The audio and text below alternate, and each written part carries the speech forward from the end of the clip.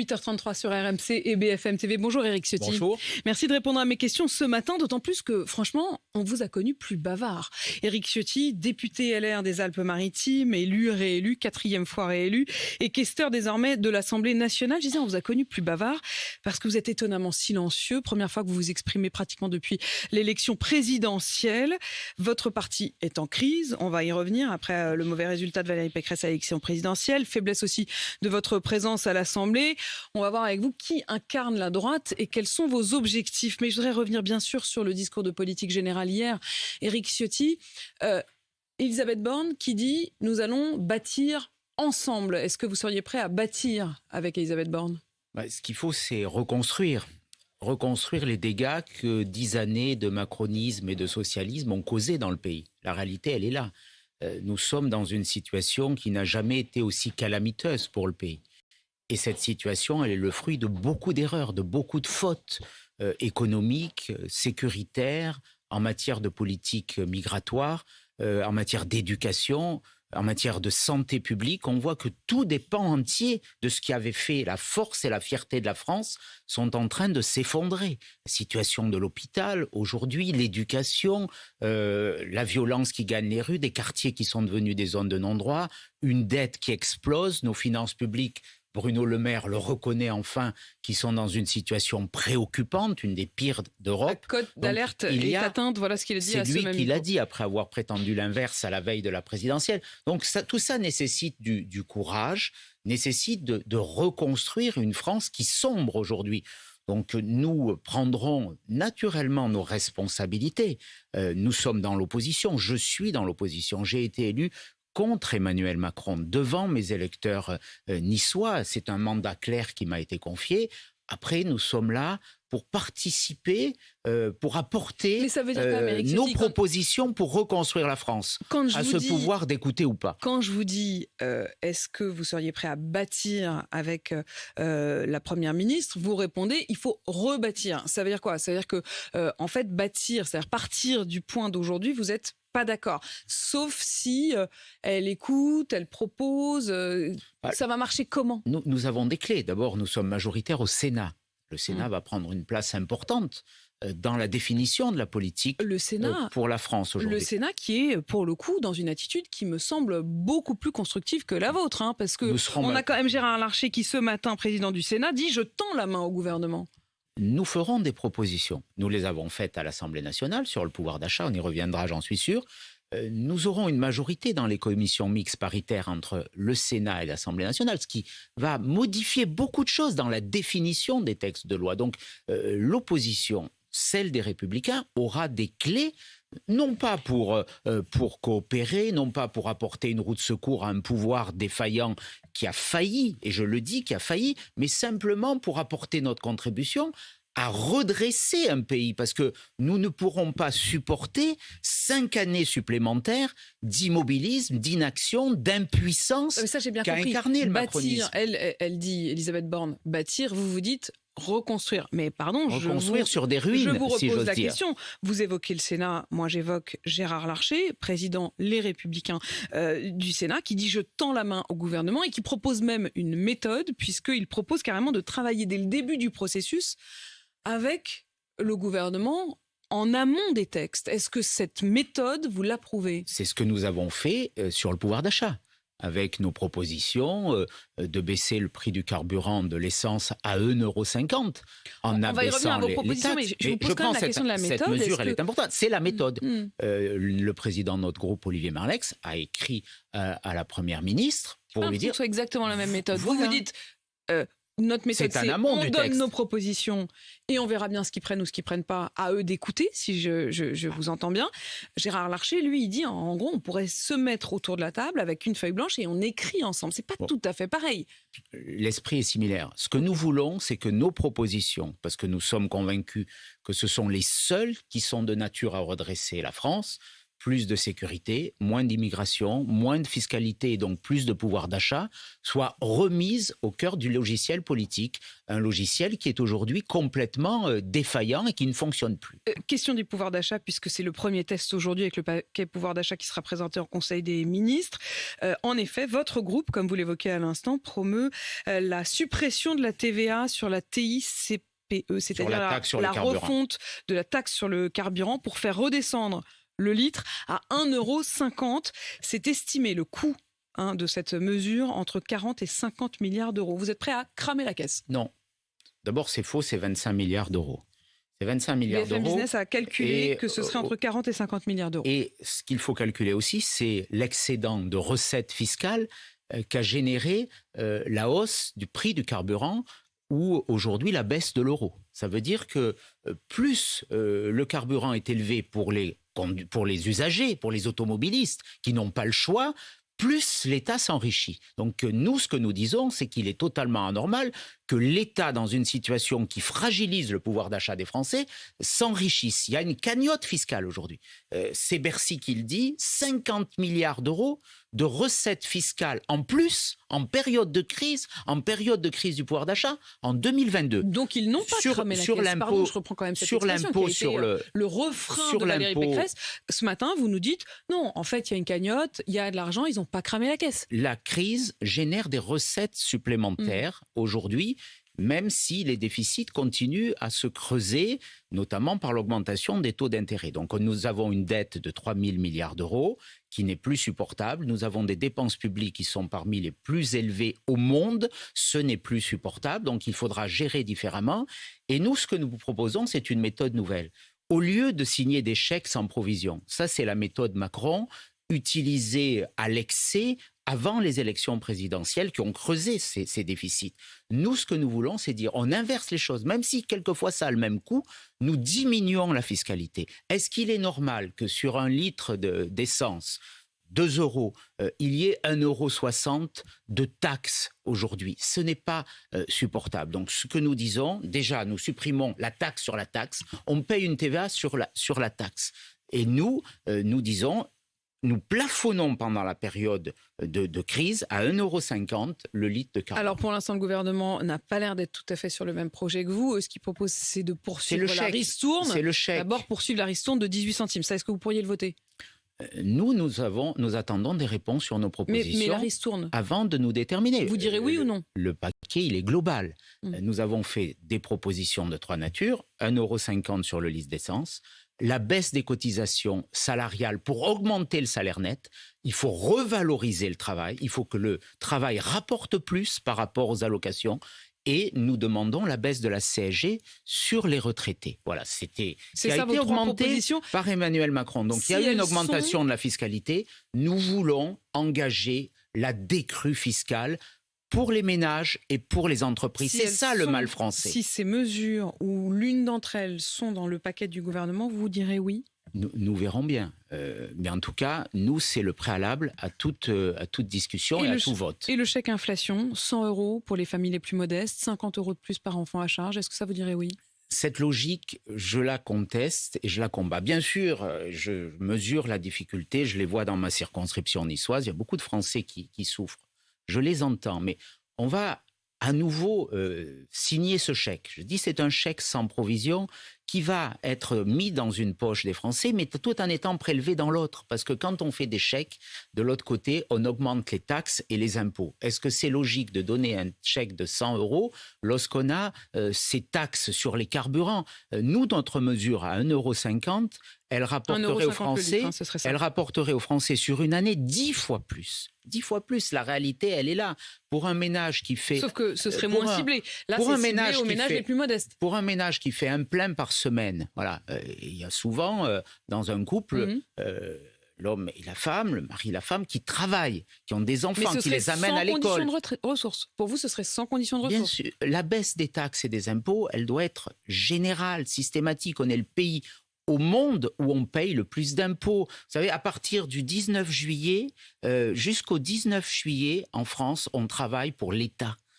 tous les revenus, c'est une moyenne, c'est ce qu'on appelle le jour libératoire. Jusqu'au 19 juillet, tous les revenus sont consacrés aux impôts. Ce n'est pas normal aujourd'hui. Alors, on va rester sur la question des taxes, puisqu'il y a cette idée d'une taxe sur les super profits.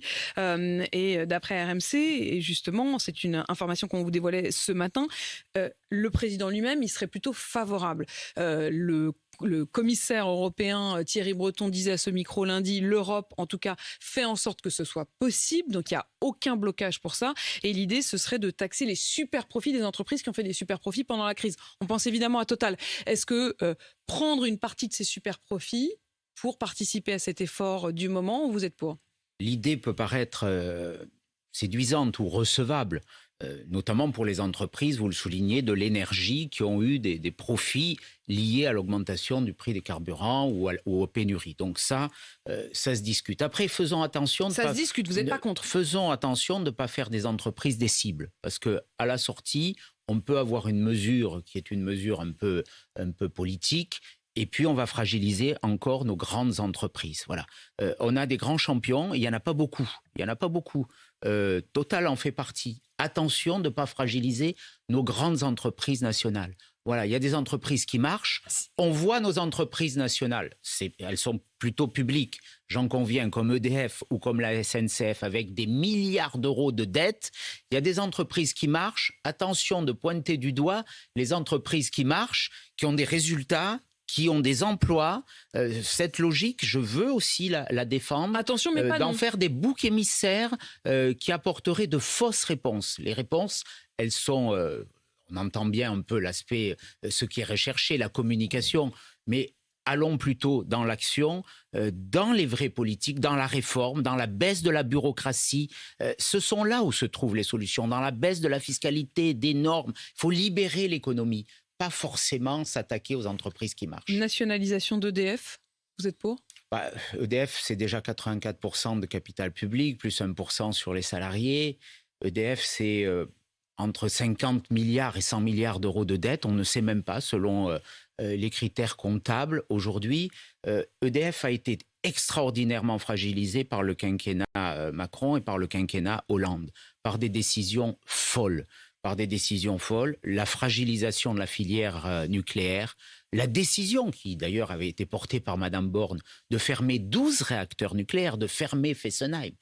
Nous avions une force, le général de Gaulle l'avait voulu, c'était l'indépendance énergétique électrique grâce au nucléaire. Mais c'est aussi ce que dit Emmanuel Macron aujourd'hui. Il veut relancer le nucléaire, il le dit, vous êtes plutôt d'accord là-dessus. Mais il a fait l'inverse. Bien sûr que je suis d'accord, mais il a fait l'inverse. Et on a perdu 10 ans. Ça veut dire que pour construire aujourd'hui les 6 nouveaux réacteurs nucléaires qu'on nous promet, l'échéance c'est 2035, voire 2050, pour 50 milliards d'euros de coûts. On a aussi fragilisé EDF avec l'adhésion à cette directive européenne sur l'énergie qui impose à EDF de vendre à ses concurrents privés qui n'ont fait aucun investissement. 42 € le mégawattheure d'électricité, c'est-à-dire à un prix très bas. Vous trouvez que c'est pas cohérent ? Il faut sortir l'énergie du secteur concurrentiel. Il faut arrêter aussi d'indexer le prix d'électricité sur le gaz, tel que cette directive européenne le permet. Et il faut arrêter aussi cette pseudo-concurrence. On a une indépendance nationale. L'énergie, c'est un enjeu de souveraineté. Peut-être que cet hiver, on va couper l'électricité aux Français. Rendez-vous compte, on va être à la pénurie comme on la connaissait après la Seconde Guerre mondiale. On en est revenu là. Donc arrêtons avec ces mesures, ces méthodes qui ont échoué. Cette frénésie de la concurrence européenne en matière énergétique, elle n'a pas lieu d'être. La nationalisation d'EDF, ça changera rien. Ça changera rien. 100%, donc EDF est en faillite aujourd'hui. Le privé ne pourrait pas rembourser cette dette. Faisons attention aussi de ne pas scinder en deux EDF. Énergie, EDF bleu, EDF vert. Donc ce qui marche, ce serait le privé. Ce qui ne marche pas, ce serait le public. Ça, personnellement, j'y suis opposé. EDF doit rester une entité unique et globale, mais on doit, c'est la priorité, renégocier la directive énergie ou l'abroger. Éric Ciotti, honte à ceux qui attaquent les policiers. Voilà ce qu'a dit Elisabeth Borne. Ça, vous signez ? Bien sûr. J'ai d'ailleurs approuvé la Première ministre. Je l'ai applaudi quand elle a dit ça. C'est naturel. Elle pensait sans doute à quelques voix, à des voix venues de l'extrême gauche, qui sont des voix honteuses, scandaleuses. J'ai entendu cette nouvelle députée qui disait à la manifestation, qui elle aussi est honteuse, pour Adama Traoré, qui a eu lieu ce week-end, que les policiers tués dans les quartiers, c'est honteux. J'entends d'ailleurs que le ministre de l'Intérieur défende plus vigoureusement les policiers face à de telles attaques qui sont scandaleuses. Les policiers, c'est le dernier rempart de la démocratie. C'est-à-dire, quand à la tribune, on a une Elisabeth Borne qui dit honte à ceux qui attaquent les policiers, en tout cas, du point de vue de l'expression, voilà un vrai soutien. Les mots sont importants et je les approuve, je les soutiens. Il peut y avoir des plaintes et puis il doit y avoir aussi une considération nouvelle pour nos policiers. Il doit y avoir des moyens, il doit y avoir une réponse pénale adaptée parce que les policiers sont épuisés, que ceux qui les attaquent, que ceux qui touchent un uniforme de la République ne bénéficient pas, ne subissent pas les sanctions qu'ils méritent. Moi, j'avais une proposition simple. Tu touches un uniforme de la République, le soir même, tu dors en prison. Ça veut dire quoi? Des peines planchées automatique, systématique pour ceux qui portent atteinte à l'intégrité physique d'un dépositaire de l'autorité publique, un policier, un gendarme, un douanier, un agent pénitentiaire ou un pompier. Voilà, c'est des mesures fortes. Les mots, c'est le macronisme. L'action doit se substituer à cette impuissance de ce gouvernement. Donc nous déposerons des propositions de loi, nous déposerons des amendements, je le ferai pour instaurer les peines planchées, pour protéger les policiers. Voilà, les phrases creuses, ça suffit, l'immobilisme, la communication. Notre pays souffre trop de ce verbe surabondant et de cette action totalement insuffisante. Président des Républicains, ça vous intéresse, Éric Ciotti ? Je suis attaché à ma famille politique, il faut qu'elle se redresse. Nous avons subi un terrible échec. C'est pour ça, tout à l'heure, vous le disiez, j'ai gardé un peu le silence parce qu'il fallait réfléchir à tout cela. Nous avons subi un échec. Je crois que c'est plus l'échec personnel, d'ailleurs, de Valérie Pécresse, du fait d'une mauvaise campagne, et puis le fait que ça n'a pas fonctionné entre les Français et elle. C'est sa faute. En tout cas, elle a une responsabilité. On a une responsabilité collective. Mais être candidat à l'élection présidentielle... Vous avez failli l'être. Hein. Vous étiez arrivé absolument, deuxième. Et j'avais porté un message droite, différent, beaucoup plus à droite. Si ça avait été vous dites, on aurait pu... En tout cas, je pense que mon message était un message de profonde rupture, que ce soit sur les questions régaliennes ou que ce soit sur les questions économiques. Ce projet, il n'a pas été assez audacieux. Ça fait 3 mois que vous réfléchissez ? Président des Républicains, de votre parti ? Je termine. Donc, je dis, on a subi cet échec. Aujourd'hui, il faut reconstruire notre famille politique. Il faut reconstruire la droite. Voilà. Il faut que la droite porte une voix de réforme, de vérité, de capacité à gouverner. Il faut que les électeurs de droite se retrouvent dans une offre moins dispersée. En tout cas, moi, je prendrai ma part. Je ne vous répondrai pas aujourd'hui. Non, mais je ne vous répondrai pas aujourd'hui parce que je n'ai pas pris ma décision. Mais vous l'envisagez donc ? J'en discute notamment avec Laurent Wauquiez, qui porte une voix aussi sur le constat et sur les propositions. C'est marrant, vous parlez tous de Laurent Wauquiez, mais en même temps, c'est toujours étonnant d'aller chercher ceux qui ne sont pas là. Je prendrai toute ma part et je ne laisserai pas faire n'importe quoi. Voilà. D'accord, donc vous pourriez il faut qu'on assume... faire une sorte de binôme, si je vous entends bien, parce que vous évoquez de vous-même Laurent Wauquiez. Si je comprends bien, vous pourriez prendre le parti maintenant pour que lui soit le candidat en 2027 ? Nous verrons, mais ce qu'il faut, c'est que notre famille politique assume, je ne dis pas non, que notre famille politique assume une vraie politique de droite, n'ait plus honte d'être de droite, ne s'excuse pas. Mais pourquoi il n'est pas là, Laurent Wauquiez ? Je suis ravie de vous recevoir, mais pourquoi il n'est pas là ? Pourquoi on parle toujours de ceux qui ne s'expriment pas ? Vous l'inviterez. Je le fais régulièrement, mais vous imaginez que je ne suis pas la seule.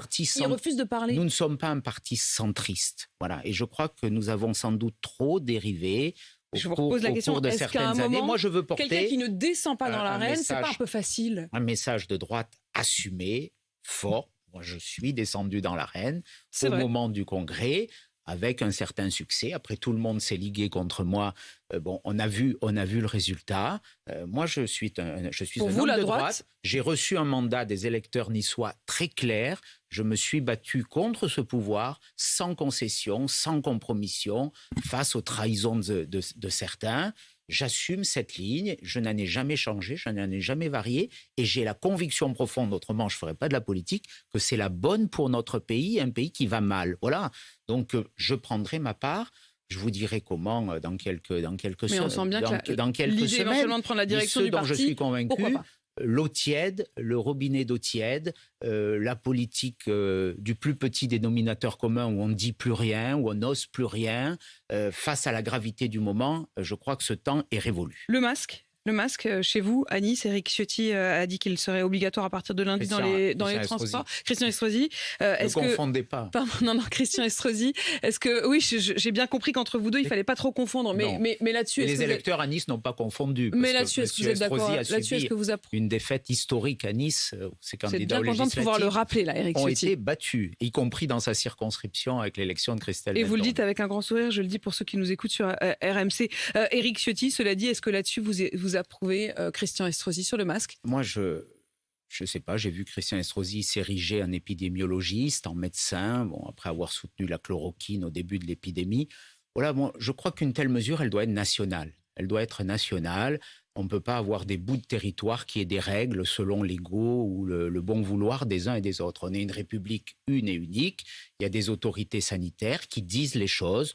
Moi, je crois qu'on n'est pas aujourd'hui, je ne suis pas pour la contrainte. Voilà, on a vu après 2 ans de cette crise, 2 ans et demi maintenant, que les mesures coercitives, finalement, n'avaient pas été celles qui ont été les plus efficaces. Moi, je crois en la science, je crois au vaccin, je l'ai dit, j'ai toujours soutenu les mesures qui allaient dans ce sens. Après, prenons des dispositions au niveau national, mais de grâce, arrêtons avec les coups de com' des uns et des autres qui veulent laver plus blanc que blanc et qui s'érigent avec des compétences qu'ils n'ont pas. On a bien compris. Et Christian Estrosi est rhabillé pour l'hiver. Éric Ciotti, député des Républicains des Alpes-Maritimes, questeur désormais de l'Assemblée nationale. Merci d'avoir répondu à mes questions. 8h54 sur RMC BFM TV. Merci.